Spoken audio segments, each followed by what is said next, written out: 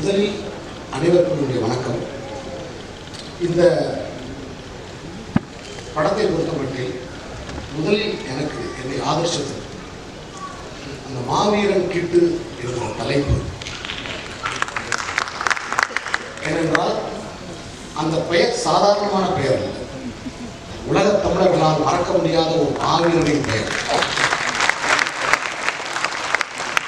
கால்கள் இழந்தாலும் மானம் இழக்காத ஒரு மாவீரனின் பெயர்.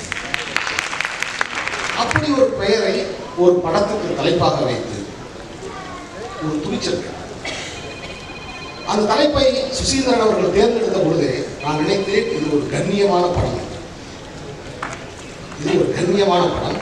இந்த படம் ஒரு செய்தியை சொல்ல போகுது அப்படின்னு நான் நினைச்சேன்.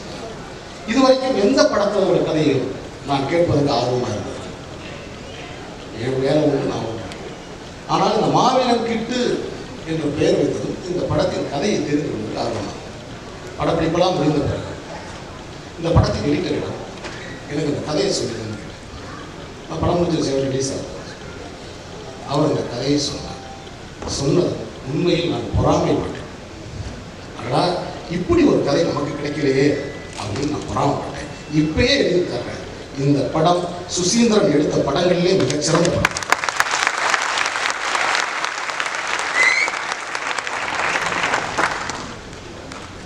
ஏன்னா அவர் எப்படி எடுப்பார் படம் அப்படின்னு அவருடைய முந்தைய படங்கள் தான் தெரியும். இந்த கதை எப்படிப்பட்ட கதை அப்படிங்கிறது எனக்கு தெரிந்த காரணத்தால் இப்பயே நான் தேவைப்பட்டால் ஒரு 100 ரூபாய் பத்திரத்தில் பார்த்திபன் சார்கிட்ட கையெழுத்து போட்டு தரேன். இந்த படம் மாபெரும் வெற்றி. அதில் எந்த மாற்றம் இருக்கு? விஷ்ணு என்னோடு பணிபுரிந்த ஒரு இளைஞன், ஒரு துடிதுடிப்பான ஒரு இளைஞன், ஒரு பரபரப்பான ஒரு இளைஞன்.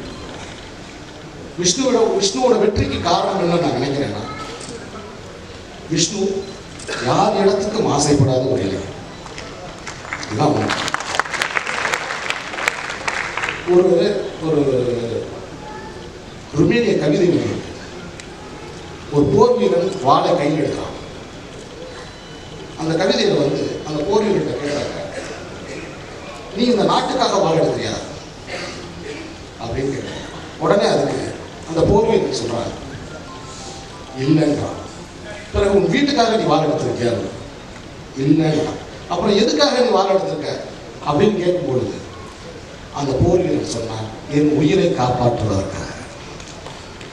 அது மாதிரி விஷ்ணு தன்னோட இருப்பிடத்தை தக்க வைத்துக் கொள்வதற்காக போராடுகிற போராட்டம் நான் அறிவேன். அந்த போராட்டத்தை மிகச் சரியாக செய்து வருகிற ஒரு நடிகன் இன்னும் பல உயரங்களை தாண்டி செல்வார் என்பதற்கு இந்த மாவீரன் கிட்டு ஒரு உதாரணம். இந்த படத்தில் இப்போ நிறைய பாடல்கள் நம்ம கேட்குறோம்.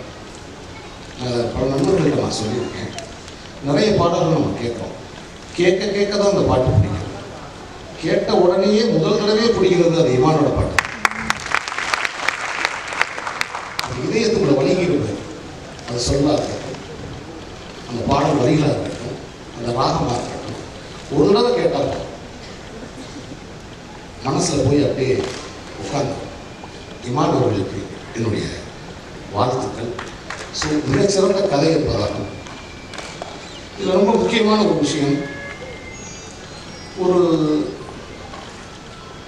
எனக்கு ரொம்பவும் இணக்கமான, எனக்கு ரொம்பவும் பிடிக்கமான, நான் கரெக்டாக சொல்லணும்னா நான் நேசிக்கும் ஒரு ஆண்மகன் பார்த்திபன் அவர்கள், நடிகர் பார்த்திபன் அவர்கள். அவரை ஒரு கருப்பு சட்டை போட்டு ஒரு போராளியாக இந்த படத்தில் காட்டியமைக்காக சுசீந்திரன் அவர்களுக்கு என்னுடைய நன்றி. அவர் வேற ஒரு மனிதராக அந்த படத்தில் பார்க்கணும். நல்ல ஒரு போர்க்குணமிக்க ஒரு ஆளாக இந்த படம் தெரியுது.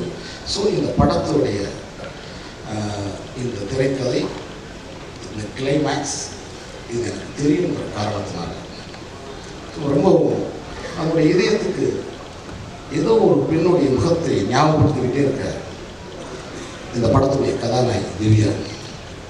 அவ்வளோ அதாவது என்ன வழக்கமான பெண்களுடைய முகங்கள் இல்லாமல் ஜிப்பில் போய் அப்படியே ஓகே அப்படின்லாம் இல்லாமல் நம்ம கல்லூரி காலங்களில் கடந்த வந்த காலங்களில் நம்முடைய இதயத்துக்கு மிக நெருக்கமான ஒரு முகத்தை நினைவுபடுத்துகிற அந்த முகம், இந்த சினிமாட்டோகிராஃபி ரொம்ப எக்ஸலண்ட்டாக இருக்குது, ரொம்ப எக்ஸலண்ட்டாக இருக்குது சினிமாட்டோகிராஃபி.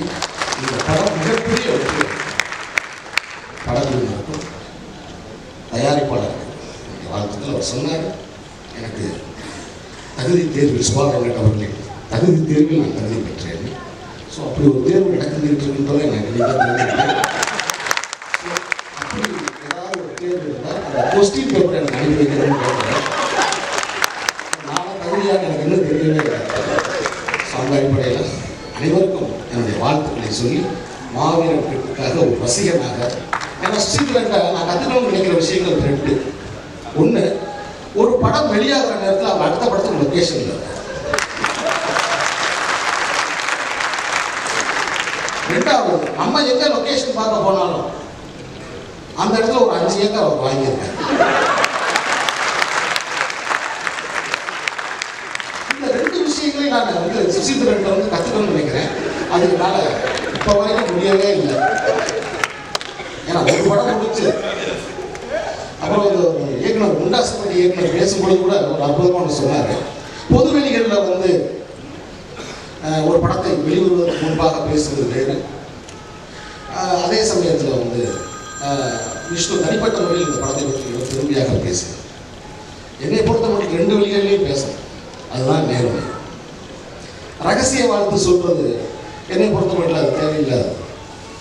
என்னுடைய சமீபத்தில் என்னோட படத்தை கூட எனக்கு அந்த அனுபவம் நேர்ந்தது. அதனால நான் யாருக்கும் ரகசிய வாழ்த்தையே சொல்றது கிடையாது. ஃபோனில் மட்டும் வாழ்த்து சொல்லிட்டு பொதுவெளியில் அமைதியாக இருக்கும். எதுக்கு? அதனால யாருக்கும் பயம். அதனால இந்த மாவீரன் கிட்டு இந்த விழாவுக்கு வருவதற்கு முன்பாகவே என்னுடைய ட்விட்டரில் வாழ்த்து சொல்லிட்டு தான் வந்தேன். வணக்கம்.